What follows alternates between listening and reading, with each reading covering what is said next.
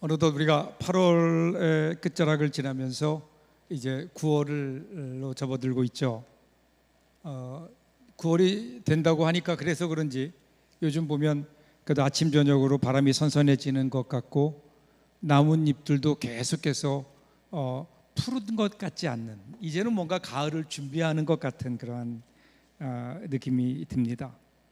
이때쯤 되면 우리에게 떠오르는 단어가 하나 있죠. 그 단어가 열매라는 단어일 겁니다. 열매. 이렇게 모든 그 계절이, 그리고 모든 나무들이 열매를 준비하고 있는 이 모습들을 보면서 이런 질문들이 우리에게도 던져지죠. 과연 우리에게도 이런 열매가 있는가? 이런 열매가 있는가? 열매가 없는 가을 쓸쓸하죠. 마찬가지로 만일에 우리의 삶 속에 열매가 없다면, 그냥 우리 삶 속에 흘러온 삶의 흔적들만 있지 구체적으로 우리 삶에 어떤 열매가 없다면, 우리 어떤 열매를 가지고 있느냐, 이것이 우리 삶의 수준과 가치를 결정하지 않을까요? 그래서 우리는 가을 문턱에서 우리에게 이렇게 물어야 됩니다. 나는 지금 어떤 열매를 맺고 있는가? 이보다 더 중요하고 더 구체적인 질문은 뭐냐면요, 하나님께서 내 삶에서 찾으시는 열매가 있는가? 라는 거예요. 이런 질문을 가지고 오늘 이 말씀을 함께 여러분과 나누어 보려고 해요. 그리고 우리는 이 질문에 대답하기에, 답을 찾기에 앞서서 먼저 해야 되는 질문이 하나 있을 것 같아요. 그 질문이 뭐냐면, 자, 그럼 오늘 우리가 맺어야 되는 열매는 도대체 뭔가? 하나님이 우리에게서 찾으시는 열매는 뭘까?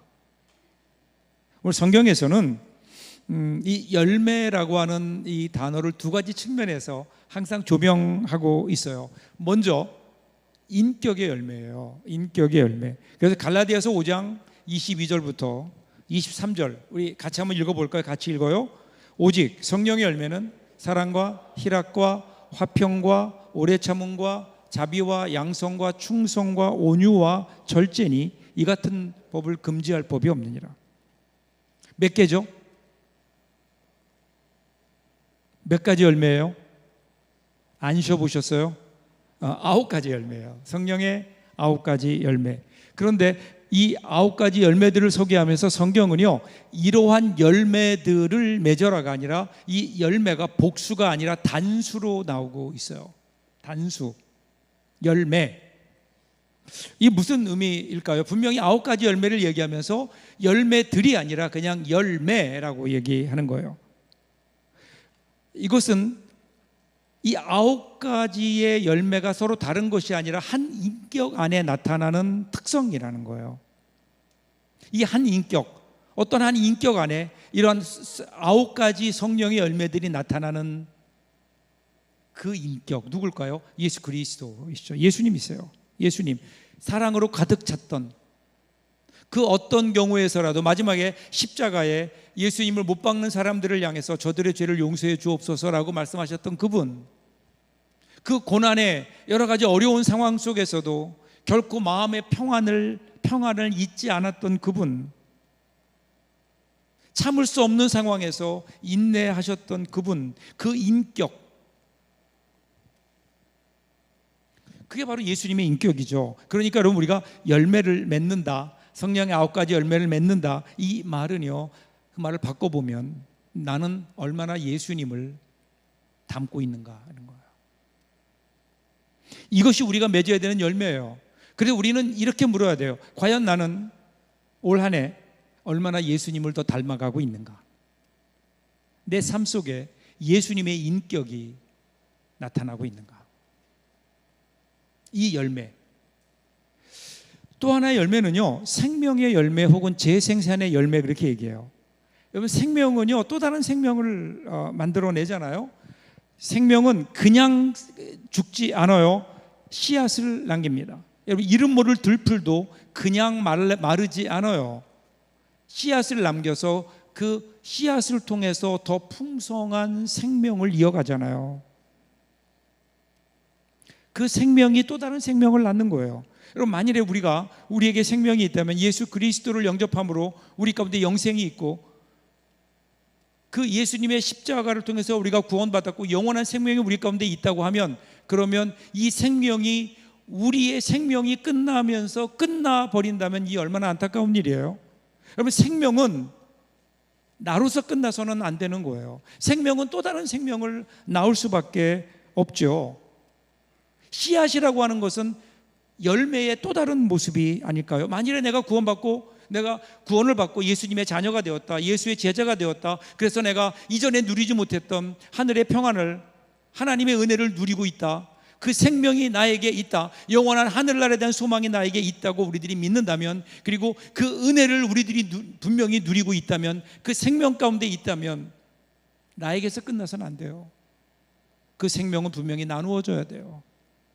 나누어져야 되는 전도의 열매인 거예요. 그래서 우리는 두 번째 질문, 우리 열매의 두 번째 질문은 뭐냐면요, 올 한 해 동안 여러분을 통해서 예수를 알게 된 사람이 몇 명입니까? 이거예요. 나는 과연 몇 사람에게 전도했는가, 복음을 전했는가? 전도의 열매, 생명의 열매. 오늘 우리에게 이 열매가 있는가? 이러한 질문과 함께 오늘 누가복음 13장의 말씀을 우리가 함께 볼 거예요. 이 누가복음 13장 6절부터 9절까지의 말씀을 제목을 붙이면 이렇게 얘기해요. 열매 없는 무화과 나무의 비유, 이렇게 얘기해요. 열매 없는 무화과 나무의 비유.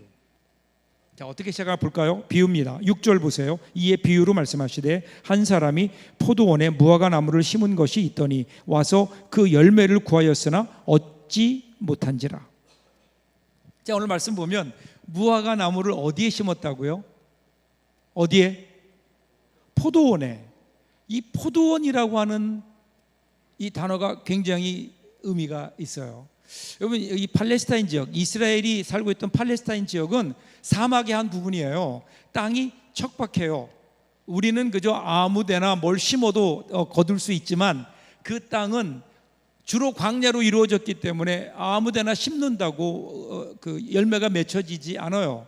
그런데 그 모든 이스라엘의 영토 가운데 가장 비옥한 곳, 포도원이에요. 포도원. 그래서 포도원이 가장 비싸요. 가장 재산의 가치도 있어요. 이 포도원, 가장 비옥한 포도원에 무화과 나무를 심었다는 거예요. 여러분, 포도원에는 뭘 심어야 될까요? 원래 포도 심어야 돼요. 그래서 근데 무화과 나무를 거기에 심었다. 이건 특권이에요.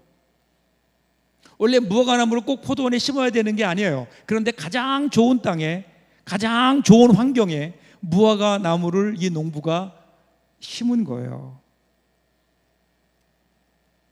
자, 여러분, 아까 제가 이게 비유라 그랬죠? 비유는 실체가 있잖아요. 무엇에 대한 비유잖아요. 그 실체는 누구일까요? 먼저 유대인들이에요. 이스라엘 백성들이에요. 여러분, 이스라엘 백성들의 상황이 그렇다는 거예요. 지금 이스라엘 백성들이 누리고 있는 은혜, 특별한 하나님의 은혜가 있잖아요. 선민, 하나님이 그들을 택하셨다고요. 모든 민족 가운데 그들을 택했어요. 물론 그들이 택할 만큼 뛰어난 민족이라 그런 것은 아니에요. 하나님의 일방적인 은혜예요. 하나님의 은혜로 말미암아 그들을 선택했어요. 하나님의 사랑의 방점이 있어요. 그러나 그럼에도 불구하고 그들이 지금 누리고 있는 상황을 보면, 그러면 그건 분명히 특권이에요. 마치 무화과 나무가 가장 좋은 땅인 포도원에 심기어졌듯이 이스라엘 백성들이 하나님의 은혜 안에 지금 하나님이 그들을 두셨다고요. 하나님의 선택을 받은, 그들의 노력의 결과가 아니에요. 하나님의 은혜예요. 근데 이것이 그저 이스라엘 백성들만의 문제일까요? 오늘 우리는 어떨까요? 베드로전서 2장 9절을 보시면 같이 한번 읽어볼까요? 베드로전서 2장 9절 같이 읽겠습니다. 그러나 너희는 택하신 족속이요 왕 같은 제사장들이요 거룩한 나라요 그의 소유가 된 백성이니 이는 너희를 어두운 데서 불러내어 그의 기이한 빛에 들어가게 하신 이의 아름다운 덕을 선포하게 하려 하심이라. 지금 뭐라고 말씀하세요? 우리를 향해서, 지금 예수 믿고 있는 우리를 향해서 뭐라고 말씀하세요? 너희는 왕 같은 제사장이다. 너희는 택하신 족속이다. 그리고 나의 소유된 백성이다. 이 놀라운 하나님의 은혜예요. 이 특권이에요. 특권. 하나님의 자녀로 다른 예수 믿지 않는 사람들이 누릴 수 없는 특권을 우리가 누리고 있다고요. 하나님의 백성으로 택함을 받았다고요. 자, 근데 문제는 이렇게 하나님의 분명한 특권, 하나님이 주신 특권을 우리가 누리고 있다면 그러면 거기에는 뭐가 있을까요? 반드시 해야 될 책임이 있어요. 그렇게 하신 데는 분명한 하나님의 의도가 있다고요. 자, 어떤 책임일까요? 어떠한 무엇을 하나님이 기대하실까요? 자, 무화과나무로 돌아가 볼까요? 자, 무화과라는 그 단어 그대로 무자가 없을 무자죠. 화가 꽃 화자예요. 그리고 과가 과일을 나타내는 과죠. 그러니까 이거를 합치면 뭐예요? 꽃이 없는 과일이에요. 그게 무화과예요. 무화과. 근데 어떻게 꽃이 피지 않는데 열매를 맺을 수 있을까요? 이게 이치에 안 맞거든요. 그래서 제가 조금 자세히 찾아봤어요. 그랬더니 이렇게 설명해요. 자잘한 꽃들이 피어서 잘 보이지 않는다, 그런 거예요. 꽃이 피긴 피는데 안 보일 정도로 작아요. 그러니까 꽃이 보이지 않는 거예요. 이 무화과라는 게 나타내는 게 뭘까요? 그러니까 지금 이 농부가 이 무화과 나무를 포도원에 심은 이유가 뭘까요? 꽃을 보기 위함이 아니라는 거예요. 어떤 경우는 꽃을 보기 위해서 나무를 심을 때도 있잖아요. 근데 그건 꽃도 없어요. 거기에 목재로 사용하기에도 부적합해요. 땔감으로 쓰기에도 뭐 그다지 이 무화과 나무는 유용하지 않아요. 그렇다면 유일하게 단 하나, 무화과 나무를 심은 이유는 뭐예요? 열매예요. 열매. 무화과 열매를 얻기 위해서. 그런데 안타깝게도 열매를 맺을 때가 되었는데 이 무화과 나무는 열매가 없어요. 열매가 없는 무화과 나무, 존재 위기예요. 위기. 그 7절 보세요. 과원지에게 이르되 내가 3년으로 와서 이 무화과 나무에 열매를 구하되 얻지 못하니 찍어버리라. 어찌 땅만 버리느냐. 주인의 말을 들어보세요. 주인이 극노해요. 내가 3년 동안을 왔는데 한 번도 열매를 맺어야 될 때 열매를 맺지 못했다. 그러니까 어떻게 하는 거야? 찍어버려라, 이렇게 얘기해요. 그래서 그 다음 말이 더 아파요. 그게 뭐죠? 어찌하여 땅만 버리느냐. 어찌하여 땅만 버리느냐. 땅만 버리고 있다. 여러분 생각해 보세요. 땅을 버린다. 이게 무슨 의미일까요? 이 무화과 나무가 그 좋은 환경에서 가장 좋은 곳에 심었음에도 불구하고 열매를 맺지 못한다는 거예요. 주인의 목적인 열매를 맺지 못해요. 그러니까 어떻게 해요? 그 자리만 차지했지 나무를 심은 목적을 충분히 이루지 못하니까 있으나 마나하다는 거. 아니, 있으나 마나한 게 아니라 오히려 그것 때문에 방해가 된다는 거예요. 거기에 다른 나무를 심었더라면 그러면 열매를 맺었을 거 아니냐. 그러니까 다른 나무에 필요한 수분과 그리고 양분까지 빼앗기니까 쓸데없는 이 나무에 다른 수분과 자양분까지, 땅의 자양분까지 빼앗기니까 차라리 다른 나무에 갔더라면 열매를 맺을 수도 있는데 그러지 못하고 있다는 거예요. 그러니까 어떻게 해요? 땅만 버리고 있다. 좀 더 쉽게 얘기하면 자리만 차지하고 있다는 거예요. 자리만. 여러분 우리의 삶을 한번 가만히 보면 그냥 자리만 차지하고 사는 사람들이 많아요. 많은 사람들이 살아가고 있지만 삶을 살아가는 것이 아니라 그냥 존재하고 있는, 매일 눈을 뜨고 밥을 먹고 일을 하고 잠을 자는 반복 속에 자신이 왜 존재하는지, 무엇을 해야 되는지 묻지도 않은 채 그냥 그렇게 삶을 흘려보내는, 그러니까 존재는 있는데 의미가 없어요. 이 가장 큰 공허 아닐까요? 단순히 그냥 존재한다고요? 자리만 차지하고 있다고요? 그러면 그것은 결국 땅만 버리는 무화과 나무와 다를 것이 뭐가 있을까요? 여러분 오늘 우리의 모습을 한번 돌이켜 보면요, 신앙생활 오래 했어요? 여러분 속으로 대답해 보세요. 여러분 신앙생활 몇 년 하셨어요? 속으로 대답하라 그랬어요? 그러면 여러분은 어떤 열매를 맺고 계신가요? 내 안에 날마다 내가 예수 그리스도를 닮아가는 모습이 나에게 있는지, 나는 내 안에 있는 주신 그 생명을 올해 몇 사람들에게 나누었는지. 아니라면 이런 아무런 열매도 없이 그냥 주님이 주시는 그 은혜로 말미암아 그냥 이 자리에 그대로 있다면, 주님이 우리 보고 뭐라 그러실까요? 어찌하여 땅만 버리느냐 그러지 않을까요?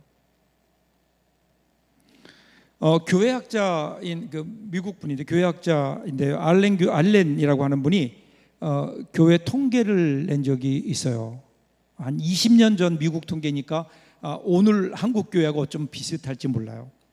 이렇게 얘기해요. 교인 중에 20%는 주일 예배 출석하지 않고, 여러분 어디에 해당하는지 보세요. 25%는 기도하지 않고, 35%는 가정에서 성경 읽지 않고, 40%는 11조 헌금하지 않고, 60%는 기독교 서적을 읽지 않으며, 75%는 교회에서의 책임을 회피하고, 85% 이상은 전도를 한 번도 하지 않았다. 그런데 100%의 교인들은 천국 가기 원한다, 이렇게 얘기해요. 그러면서 그분이 아주 오늘 우리에게는 아프지만 근데 흥미로운 단어 하나를 소개해요. 그 단어가 영어로 뭔지 아세요? 벤치워머예요. 벤치워머. 무슨 뜻이죠? 벤치워머니까 의자를 따뜻하게 하는 사람. 신앙생활 한다고 하면서, 신앙생활이 뭐냐, 일주일에 한 번 교회 나와서 그저 이 자리에 앉아 있는, 그래서 여러분의 온기를 벤치에 나누어 주는, 그것이 유일한 신앙생활인 사람들이 점점 늘어나고 있다, 그렇게 그분이 이야기해요. 그런데 여러분, 과연 정말 우리가 그런 신앙생활 하라고 주님께서 우리를 왜 십자가에 죽으셨을까요? 우리가 주님의 은혜 가운데 산다고 하면, 주님의 은혜로 말미암아 내가 구원받았다고 하면, 그 내 안에 새로운 생명이 있고 영원한 하나님 나라에 대한 소망이 나에게 있고 내가 하나님의 자녀가 되었다고 하면서 그것을 우리들이 믿는다면, 오늘 우리 신앙생활이 여기서 끝나도 되냐 말이에요. 자리만 차지하고 있는. 데이빗 리빙스턴이라는 분이 평생 동안 아프리카에서 복음을 전했죠. 많은 사람들이 그 사람 보면서 이렇게 항상 얘기했다고 해요. 어떻게 그렇게 헌신할 수 있었느냐, 여기에 좋은 환경을 뒤로하고 아프리카 오지에 들어가서 어떻게 그 삶을 그렇게 희생할 수 있었느냐라고 물을 때마다 이분이 이런 대답을 했어요. 사람들은 내가 아프리카에서 나의 생애 대부분을 보냈다는 그 사실을 헌신이라고 말합니다. 그런데 나는 한 번도 그걸 헌신이라고 생각해 본 적이 없습니다. 하나님께서 내게 주신 은혜를 생각하면 그것은 보잘것없는 것이었습니다. 차라리 그것은 나에게 특권이었습니다. 만일에 나를 위해 십자가에 죽어주신 그 예수 그리스도의 은혜가 믿어진다면, 그 은혜 앞에 어떻게 우리가 희생이라는 말을 쓸 수 있겠습니까? 한평생 그는 희생이 아니라 그것을 특권이라고 여기며 자기에게 주어진 삶의 사명을 감당했던. 그래서 여러분, 리빙스턴의 묘비에 보면 이렇게 써 있어요. 당신이 오시기 전에는 어두운 가운데 살았는데 당신이 떠난 후에 우리는 빛 가운데 삽니다. 함께 그곳에 복음을 전했던 사람들의 고백이에요. 주님이 우리의 삶에 정말 빛으로 오셨다면 우리도 그 빛이 되어야 되지 않을까요? 다른 사람들에게 빛을 나누어줘야 되지 않을까요? 이것이 여러분 오늘 그리스도인들의 의무이자 특권이 아닐까요? 희생과 수고가 아니라 오늘 우리에게만 주어진 특권이라는 사실. 그래야 여러분 오늘 우리 삶에 열매가 맺혀질 수 있죠. 그런데 이 무화과 나무는 실패했어요. 자, 마지막 장면 보세요. 어떻게 되나요? 주인이 열매를 맺지 못하니까 무화과 나무를 찍어버려라, 땅만 버리고 있다라고 얘기하는 주인에게 과원지기가 뭐라고 얘기해요? 8절 9절 같이 한번 읽어요. 대답하여 이르되 주인이여 금년에도 그대로 두소서. 내가 두루 파고 거름을 줄이니 이후에 만일 열매가 일면 좋거니와 그렇지 않으면 찍어버리소서 하였다 하시니라.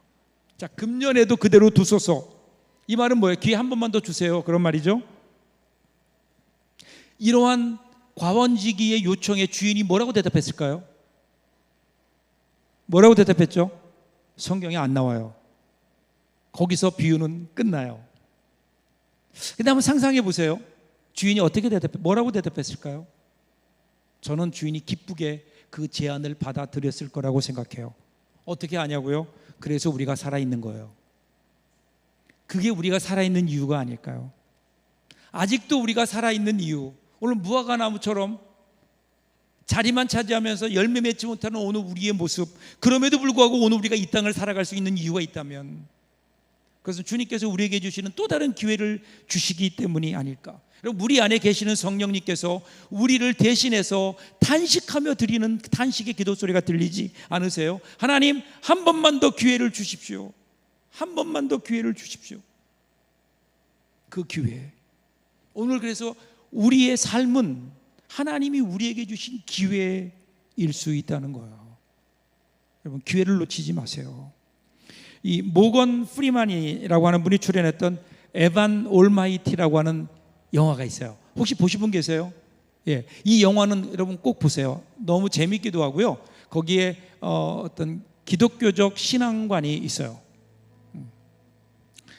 그 영화에 나오는 유명한 대사가 있어요. 그 대사, 거기에서 이런 대사가 나와요. 누가 인내를 달라고 기도하면 하나님은 그 사람에게 인내심을 줄까요? 아니면 인내를 발휘할 수 있는 기회를 줄까요? 만일에 하나님께 용기를 달라고 기도하면 하나님은 그에게 용기 자체를 주실까요? 아니면 용기를 발휘할 기회를 주실까요? 가족을 좀 더 가까이서 가족을 좀 더 사랑하게 해달라고 기도하면 갑자기 우리 마음에 가족을 사랑하는 그 사랑하는 감정을 우리에게 주실까요? 아니면 가족을 사랑할 수 있는 기회를 주실까요? 우리는 흔히 기도 그러면 기도를 통해 뭐 어떤 능력이나 어떤 성품이 우리에게 주어지기를 원해요. 그런데 여러분, 하나님은 그렇게 응답하지 않으세요. 인내를 달라고 하면 곧장 우리 마음속에 갑자기 하늘로부터 인내가 뚝 떨어지는 것이 아니라 오히려 우리가 기다려야 되는 자리, 참아야 되는 상황, 그리고 쉽게 이해할 수 없는 사람을 우리 곁에 보내셔서 우리로 하여금 인내하게 만드시는 거예요. 그 과정을 통해 어떻게 인내라고 하는 열매가 맺혀지고 그 인내가 우리의 인격을 변화시키고 빚어가기 때문에, 그래서 여러분, 우리가 드리는 기도는 사실 이렇게 바뀌어야 돼요. 주님, 인내를 주세요, 이것이 아니라 주의 인내를 배울 수 있는 기회를 주시고 그 순간을 놓치지 않을 수 있는 지혜를 주십시오. 그리고 여러분, 인내라고 하는 것은 어느 날 툭 우리에게 주어지는 게 아니잖아요. 열매라고 하는 것은 주어지는 게 아니에요. 하늘에서 뚝 떨어지는 선물이 아니에요. 우리의 삶 속에서 우리가 눈물과 땀으로 우리가 맺어가야 되는 것이 여러분 열매 아닐까요? 그래서 하나님은요, 우리에게 열매를 던져주지 않으세요. 열매를 맺을 수 있는 기회를 주신다니까요. 기회. 이 가을을 시작하면서 하나님이 우리에게 주시는 기회, 여러분 놓치지 마세요. 주님이 기대하시는 열매들, 주님께서 우리에게 더욱더 주님 닮은 삶을 살아가라고 주님이 우리에게 주시는 기회들이 있잖아요. 참아야 될 기회, 사랑해야 될 기회, 인내해야 될 기회. 여러분, 그 기회들을 통해서 주님이 우리에게 보기를 원하시는 열매를 맺을 수 있다면 하나님 우리에게 그런 기회를 주신다고요. 또 하나, 여러분, 하나님께서 우리에게 전도의 기회 분명히 주세요. 우리가 전도 안 하니까 우리에게 주신 특별한 기회가 있잖아요. 저희 교회 9월 13일에 있어지는 공감 콘서트예요. 맞춤 전도예요. 전도는 열매 맺을 수 있는 기회잖아요. 여러분, 사도 바울이 고린도전서에서 말해요. 나는 심었고 아볼로는 물을 주었으되 오직 자라게 하시는 이는 하나님이시라. 그러면 전도라고 하는 것은요, 우리가 열매를 맺는 게 아니에요. 우리가 그 사람의 영혼을 구원하는 게 아니라고요. 그것을 여러분, 우리가 전도라고 생각해요. 그러면 전도할 사람 아무도 없어요. 전도라는 게 뭘까요? 그냥 내가 할 수 있는 주님의 명령에 따라 그에게 복음을 전하는 일이에요. 작은 말 한마디 하나, 미소 하나, 친절한 행동 하나, 그것을 우리는 그저 땅에 씨를 심는 마음으로 우리는 뿌리는 것뿐이에요. 그러면 어떻게 할까요? 그 다음에 하나님께서 싹이 나게 하시고 자라게 하시고 열매를 맺게 하시는 거라고요. 그러니까 오늘 우리가 해야 될 일은 뭐예요? 열매를 맺는 게 아니에요. 우리는 열매를 맺기 위한 씨를 뿌리는 것 뿐이에요. 낙심하지 마세요. 꾸준히 씨를 뿌리는 거예요. 여러분, 우리가 내가 전도하기를 원하는 사람이 있어요. 근데 그 사람이 꿈쩍도 안 해요. 그러면 우리가 그에게 예수를 내가 전했음에도 불구하고 이번 9월 13일에 우리 교회에 공감 콘서트가 있으니까 가보자 그럴 때 꿈쩍도 안 해요. 그럼 우리는 실패한 걸까요? 아니라고요. 우리는 그 자체로 이미 우리는 씨를 심은 거라고요. 그 다음 일은요, 하나님께서 알아서 하실 문제인 거예요. 하나님이 분명하게 열매로 만들어 가신다고요. 오늘 우리가 해야 될 일, 꾸준히 씨를 뿌리는 거예요. 열매가 보이지 않아도 실망하지 마세요. 농부가 계절을 기다리듯 인내하며 기다릴 때 하나님의 그 열매를 우리들은 분명히 볼 수 있을 겁니다. 올가을 저와 여러분들에게 풍성한 열매가 있기를 바라요. 이전까지 경험하지 못했던 이 놀라운 은혜, 주님께서 우리에게 열매를 찾으실 때 주님 작지만 이 열매가 여기 있습니다라고 주님께 내어드릴 수 있는 이번 가을, 그래서 조금 더 우리가 주님 닮은 삶을 살기 위해 노력하고 내 안에 있는 생명, 나에게서 끝나지 않고 다른 사람들에게 나누어 줄 수 있는 이러한 새로운 재생산의 열매를 우리들이 경험할 수 있다면, 여러분 이번 가을은 우리 인생의 가장 풍요로운 가을이 되지 않을까요? 이런 마음으로 8월을 정리하고 9월을 향해 나갈 수 있길 바랍니다. 이번 한 주간도 이러한 열매로 풍성한, 그 열매를 맺기 위한 눈물과 땀으로 가득한 이번 한 주간 저와 여러분들에게 열려질 수 있기를 주님의 이름으로 축복합니다. 기도하겠습니다.